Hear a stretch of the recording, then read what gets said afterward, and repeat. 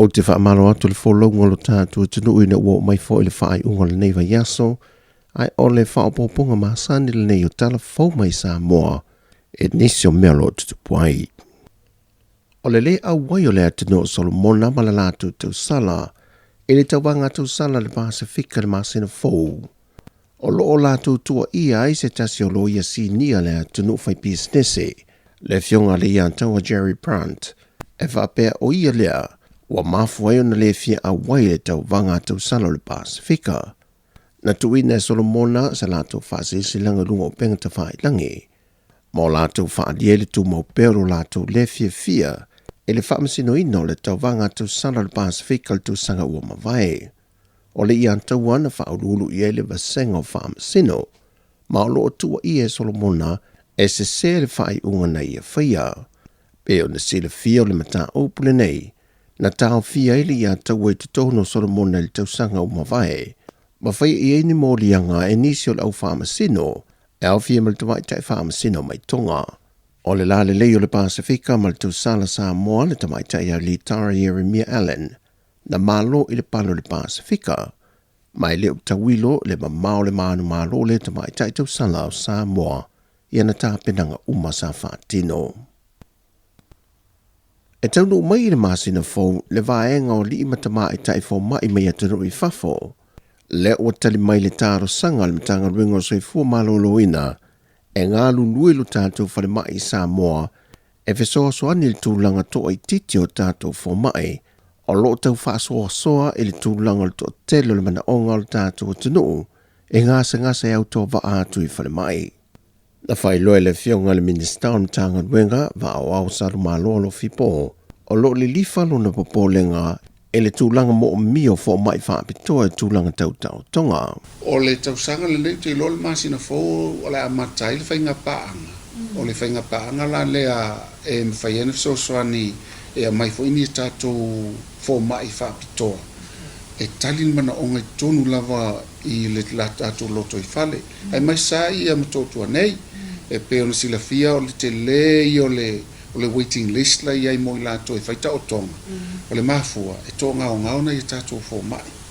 O lo whaia tiu te ia, e maua o le lisi, pe le lua vai aso, tolu vai aso, wha vai aso. Man tu oto e ngase nei, a o tu loi le umilea, le whaing tāl wha tati. O lo na winga tau lona awe i whafo tangata i e whaitonga fitinga. Nei me ane le lava le maa losi e whaatali e. Ia e oso se mai whafo se i mali wai, e se mailing ia unga mga se ngase le ia. Le ala o ta pena i le loto i whale, ina ia mai tangata whapitoa ia. E ngā lulu e ngata e whaia ngā luenga. E ngā lulu e whaatasi ma tātou fō mai. Le ngata fo le ngā lulu e whaatasi ma tātou fō mai. Ai whai fo ini tātou training whapitoa. Pe onongi masina, pe sulua masina, ina i whaale leia tile fo ilo lātou poto whaalualu i luma. Ia whaatasi fo ilai le ngata lai fō mai. Le ngata i tau soifua. Ai whapena fo ilātou e vai e tātou masini. Pe ila masini e le masini te lea lea nafta au matu nei o le CT scan. Ia ona le pala lua fiu tātou e whaatali. Ia sau i whafole tangata fiu whaatali sau i whai e le wale lei. Pe o masini le o kisene. La fo ni sau tangata mai whafu sau whai le wale lei. Mo mia fo ila man tangata whapena e vai e tātou masini. Ma o ao i tātou insinia le iai taimi nei. Ma ia upskill, ma upgrade atu ai fo ilo lātou si la fia mo lo lātou iloa. O le whaatau ina na o le tātou whainga paanga lea ne o polo kekina ina i umane 5 tausanga lea ua wha moe o whaititia tātou ngase e watu i whafo. O le amua na taunu mai o le isi to whaa, ai whato a taunu muli mai le isi to lua se folo.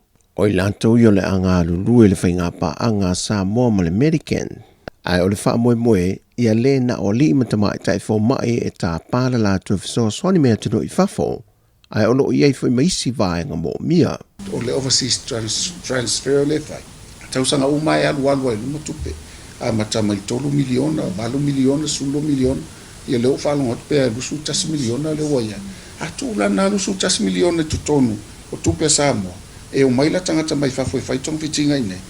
Le ngata i whaititi ai le vā ua vā ai mātua, ma whanau, vā ai unga li. Ia i le emotion fo i le a. Ale au wala talata mai o al taimini o le ave tātou ngase intia tolu tatou fale mai la ave ia la foi tumu intia telo tatou ngase le taimine la foi ave tatou ngase I New Zealand ai a fu la le fai por kalamele a tonu e mane lima tau sang o fai titia ia pe o le to ia tatou ngase ave fafo o lo ye fo inisio masenia lo talia ma o lo ta pena ye le mtanga luenga o soifua ma lo loine au muia e whaatino inisio tau tonga pe o le kimo mo le ngasa ngase o le kanesa. Wa a patu le mtanga luenga o soifua ma lo loine e ta pale feso swani mai o le atanu i le vai tausanga o le se fun ma le valu i le ono se fun ma le lima tausanga le maatatua I so se I tu ai ngā paina toto e ofo ina mai e wha leo mō tātou whare mai mō so se ngā se tau tonga. O le whasile silanga whala witele le mtanga luenga lunga o pengta whai langi, o lo whamanino I fo I lalo le tālo sanga, mo I lantou umaolo I ai le malosi ma soifua malolo ina. Wa whaalia tunga lunga ma popo lenga ai maise fo oni whai tionga a le asosia lau whai musika le atunu, I le afianga o lātou tā leni tau musika, e le malosi mai o leitu ai ngā musika lu whaonga ai nai le AI.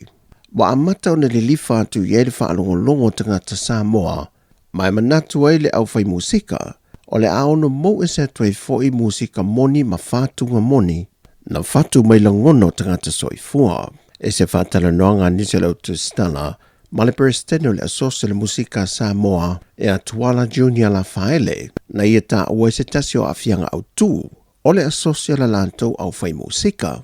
Ua whai titia tupe maua ale au musika. O le vaenga le au pepisi. Ia o fwoi ia mātou le whai studio. Ua le toi maua le ala ngā tupe le na maua I revenue o le YouTube ia maisi platforms o musika. I taimila.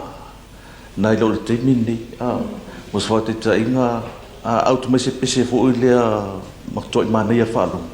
Te longa le lua aso o ia views lunga le se lau wafi.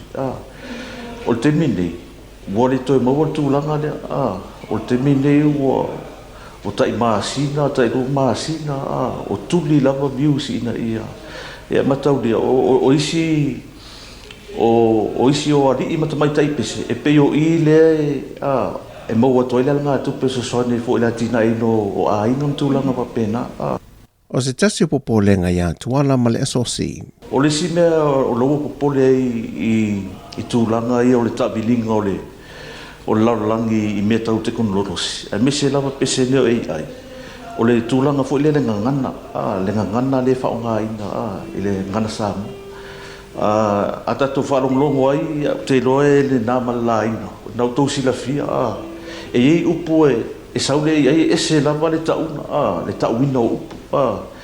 Ia ai pe o te mine e pe o le musika e pe po le ale se o le tau le upu o le pe o le musika le ai pe o le whaanu noanga ona o le ave ese le mamalu o upu lai o le ale mau le message o le pese e pe o wai tele au pese ai te mine o lifetime no fi kava mai pese o e pe o tia ma punia lava ia tau whafonga le ia e makua I ese lava ia upu sa o le pese ese upu lau usu vai le ia ei nisi atunu o le Pasifika wa whaalia foi o lato popo lenga e le tūlanga le ofi mai masuia e le AI o lato musika ai le o malosi tūlanga le tūla fono o lo pui ai a lato whātunga o lo tā pena le mata opure nei pe o na tā ue tuala e whaofiatu o se tasio mata au pe whaatala noina e le fontanga le au whai musika le atunu I se teimele masina nei. O tala fowia, whamanria le tualanga ia tolo tātua tunu o le whai ungo le vai aso, whasoi fuia.